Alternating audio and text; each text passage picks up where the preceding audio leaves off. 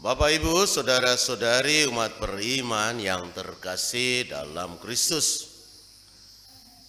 Kita sebagai orang beriman patut mensyukuri rahmat pembaptisan kita. Paroki ini sementara berjuang berusaha untuk membangun sebuah gedung gereja yang lebih baik, lebih besar. Tetapi menjadi tidak berguna kalau kita tidak sungguh-sungguh berjuang, yakin, percaya akan mempertahankan sakramen pembaptisan yang telah orang tua kita terima, lalu orang tua wariskan kepada kita. Bapak, Ibu, saudara-saudari yang terkasih, pertumbuhan gereja di Paroki Santo Yohanes Maria Vianney Donggo adalah sebuah proses panjang. Pertumbuhan, jatuh bangun, ditekan tahun 1960-an, lalu ada banyak yang meninggalkan gereja Katolik. Itu sejarah panjang perjalanan orang tua kita, kakek nenek kita. Berusaha, berjuang untuk bagaimana iman Katolik tetap tumbuh di tempat ini walaupun dalam situasi tertekan. Bahkan ada yang sampai di penjara. Maka untuk Romo, pertumbuhan gereja di sini tidak boleh kita main-main. Kita harus ingat keringat orang tua kita, perjuangan mereka mempertahankan rahmat pembaptisan. Dulu tentu tidak semudah sekarang. Dulu untuk bisa misa saja mungkin sebulan sekali belum tentu, karena pelayanannya mungkin datang dari Bima. Dulu belum ada motor, belum ada aspal yang bagus, naik kuda. Guru agama juga naik kuda. Artinya tidak gampang. Tidak seperti kita sekarang, tinggal sebenarnya kalau mau, walaupun kita kebun di Woko, di Calabai, kita tinggal gas motor, 1-2 jam sudah sampai di sini. Semiskin-miskinnya kita saat ini, semua anak-anak kita yang bisa naik motor, pasti kita kasih motor. Orang tua berjuang untuk supaya anak-anak bisa mandiri, sukses. Itu semua harus diingat bahwa perjuangan panjang. Sekarang kita punya tempat doa, walaupun tempat doa ini sederhana, tetapi tempat doa ini berjasa. Maka untuk Romo, rumah doa ini jangan dibongkar. Kasihan, kita kehilangan sejarah. Biarkanlah tempat doa ini menjadi sejarah untuk anak cucu kita. Besok kita bisa cerita bahwa gereja Batu itu adalah hasil keringat bapak mamamu, hasil keringat kakek nenekmu. Tidak tahu kita dulu ambil pasir mungkin di kali. Kalau batu mungkin sekitar sini kita banyak punya batu. Tapi pasir. Lalu tenaga, kita tidak punya tenaga tukang yang profesional, yang ahli. Tenaga tukang adalah tenaga kita sendiri. Artinya rahmat memiliki sebuah gereja ini, perjuangan tetesan keringat yang tidak mudah. Maka Bapak, Ibu, saudara-saudari, dalam pesta pembaptisan Tuhan Yesus hari ini, kita harus ingat kembali Kita harus berjuang sungguh. Bahwa para leluhur kita yang sudah meninggal, kuburannya masih tetap dikunjungi karena anggota keluarganya masih tetap Katolik. Tapi kalau sudah tidak ada anak-anak kita, sudah tidak Katolik semua, siapa mau pergi bakar lilin di kuburan kita? Siapa Bapak Ibu? Pembaptisan itu mahal, melekat. Tapi harus catat dalam pikiran, catat dalam hatimu dengan tinta emas. Anak-anakku, semoga setelah Bapak mati nanti, kamu masih menjadi orang Katolik dan kamu masih bisa pergi bakar lilin di kuburannya Bapak dan Mama. Kamu kalau datang masih bisa berdoa di kuburannya Bapak dan Mama. Bapak dan Mama berjuang sungguh-sungguh, berusaha sungguh-sungguh untuk kamu. Kenapa? Kalau kita sendiri tidak yakin dengan rahmat pembaptisan yang kita terima Bapak Ibu, siapa mau mempertahankan iman? Kalau kita tidak yakin bahwa Tuhan Yesus adalah juru selamat kita, maka sia-sia kita datang misa. Kalau kita tidak yakin bahwa pembaptisan yang kita terima adalah sarana yang membawa kita kepada keselamatan, maka sia-sialah kita misa. Anak-anak sekami, tepuk salut.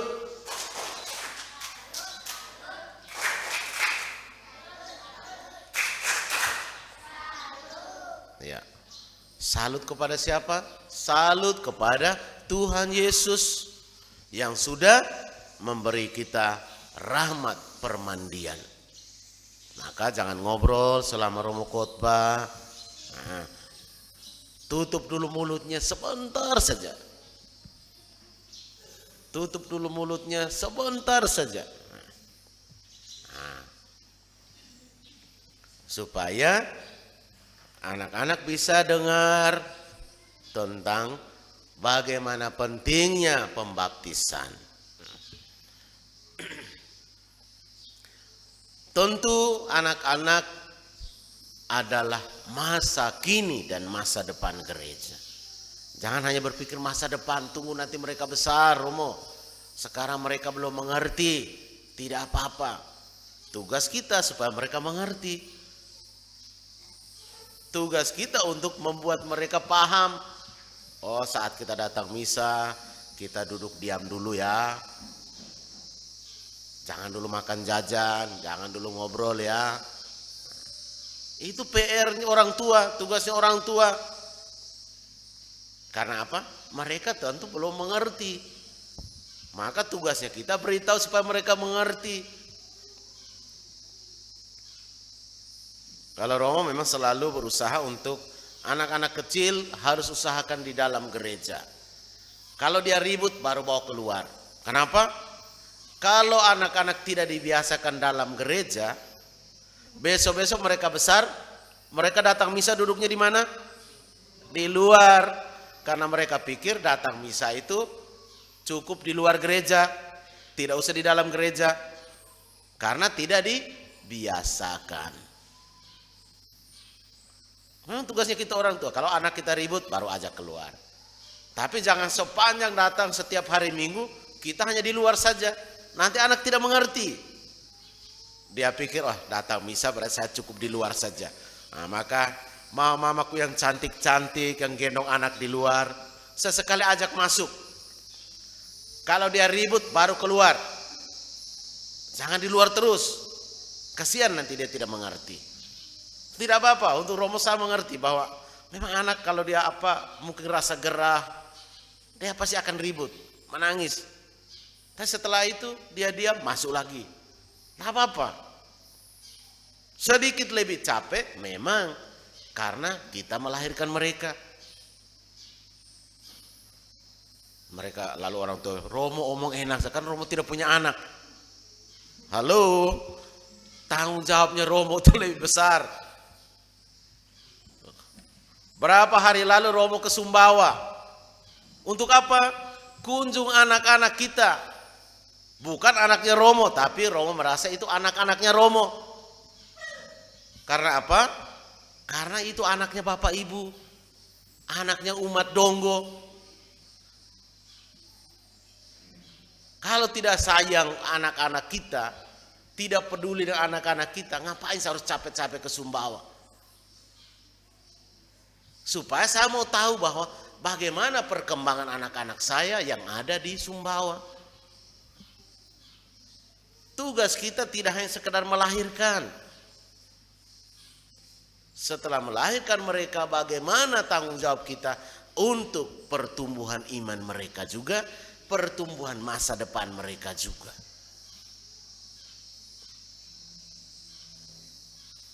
Hari itu, di sanalah baru Romo tahu bahwa oh ternyata ada beberapa kendala.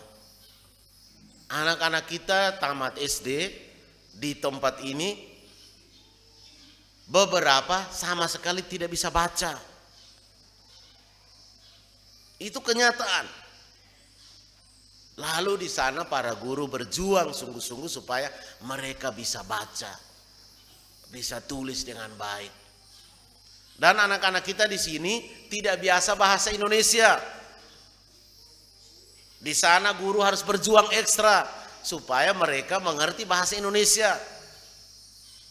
Mereka dimarahin, mereka cengir-cengir saya karena tidak tahu. Dikira mungkin guru ajak mereka bercanda, padahal guru marah mereka karena marah pakai bahasa Indonesia. Guru di sana tidak tahu bahasa Bima, maka cocoklah. Jadi itu kenyataan yang terjadi. Artinya jangan berpikir bahwa setelah kita serahkan ke sana tugas kita orang tua selesai, Bapak Ibu. Tolong sesekali pergi cek mereka. Dan ini kita harus jujur Bapak Ibu. Ada beberapa anak kita narkoba. Ini kita harus jujur dengan diri sendiri.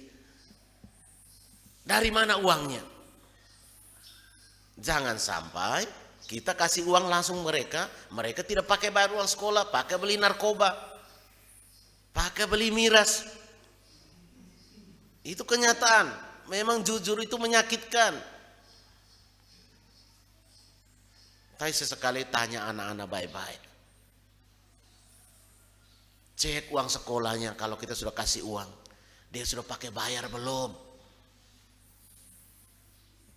Jangan terlalu percaya 100% kepada anak kita. Rahmat pembaptisan itu tugas berat untuk orang tua. Mengontrol anak-anak supaya menjadi anak yang baik. Ini kenyataan yang menyakitkan. Tapi kita harus jujur. Romo merasa bahwa itu anaknya Romo juga karena sebagai rasa tanggung jawab sebagai pastor paroki. Kalau Romo tidak ke sana, Romo tidak tahu apa-apa. Tapi begitu sampai di sana, baru terperangah Romo. Sudah sampai sejauh itu anak-anak saya yang dari Donggo. Kita 60-an anak, itu banyak. Dari Tolonggero 39 anak. Tambah dengan Bawa, tambah dengan Gerukopa 1 orang. Yang paling banyak kita di sini, Tolonggero. Memang jujur itu menyakitkan, tapi untuk Romo tidak apa-apa. Saya tahu yang asli, yang nyata, lebih baik saya sakit hati sedikit di depan daripada saya pura-pura tidak tahu dan pura-pura menganggap baik-baik saja. Omong yang pastor parokinya, omong yang kepala sekolahnya, omong yang guru-gurunya. Dengar Romo sakit hati. Begitu masuk di telinga itu rasa tidak nyaman. Tetapi tidak apa-apa. Supaya saya tahu inilah saya punya anak-anak. Maka Bapak Ibu saudara-saudariku yang terkasih dalam Kristus. Hari ini Tuhan bersabda ketika Tuhan Yesus dibaptis. Engkaulah putraku yang ku sayang, kepadamulah aku berkenan. Maka anak-anak juga kita harus kontrol supaya kepada mereka kita berkenan. Untuk supaya sampai pada berkenan, maka kita harus hidup, harus kontrol mereka, mendampingi pertumbuhan mereka, mengawasi perkembangan mereka, supaya mereka menjadi anak-anak yang berkenan, anak-anak yang jalan sesuai jalur. Tapi bersyukur anak-anak kita perempuan tidak ada keluhan dari para guru. Hampir semua guru mengatakan anak-anak kita yang cewek semuanya baik. Tadi dalam hati Romo sedikit bangga lah, oh tidak apa-apa. Anak-anak yang laki-laki agak error, buat sakit hati. Tapi anak-anak yang cewek sedikit membanggakan Romo. Jadi masih ada yang menyenangkan hatinya Romo itu anak-anak perempuan kita. Tapi ini PR Romonya, PR orang tuanya, untuk sama-sama berpikir bagaimana yang terbaik. Narkoba itu paling berat. Karena apa? Sekali terjebak narkoba, mudah untuk lepas atau susah? Susah sekali Bapak Ibu. Narkoba itu lebih berat dari miras. Narkoba itu lebih berat dari kopi. Kopi kalau kau tidak minum mungkin sakit kepala sedikit. Kalau narkoba seperti gila. Stres berat. Tidak mudah orang yang sudah terjebak narkoba lolos begitu, tidak mudah. Maka termasuk orang tua yang masih pakai narkoba, bertobatlah, sudah miskin jangan sombong. Karena apa? Narkoba itu mahal Bapak Ibu. Minimal satu linting kecil itu berapa? 250 ya. 200.000 lah standar minimal. Barangnya kecil anak begitu, bodoh sekali. Pakai beli beras makan 1 bulan. Kalau hanya 2 orang. 1 kilo kan beras kita di sini kan paling 10.000. 10.000 sudah 20 kilo. 200.000. Kita bisa makan satu keluarga. Kenapa sih pakai beli barang itu?